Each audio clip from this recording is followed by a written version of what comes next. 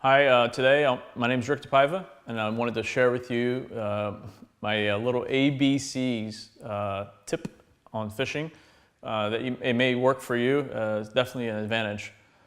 Basically, anytime you hook a fish or you snag your lure on mangroves or oysters or a dock or after fighting a fish, the ABCs are you want to check your knot and your leader to make sure there's no abrasion.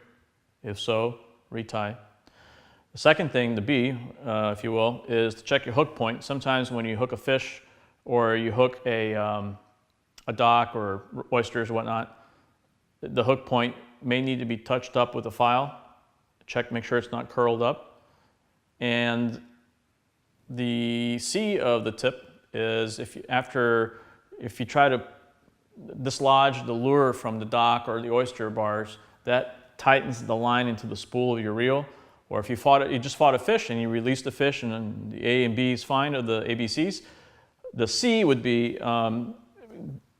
do a Hail Mary cast and repack the line on the spool. And the reason you want to do that is because if you're side casting, like usually what I'm doing in the shallow flats, now comes another opportunity to make the cast, and because either from fighting the fish or pulling hard to dislodge the lure, the Power Pro type line or the braid that you're using, it gets embedded in the spool. You go to cast and the cast gets hinged because it was pushed hard into the spool.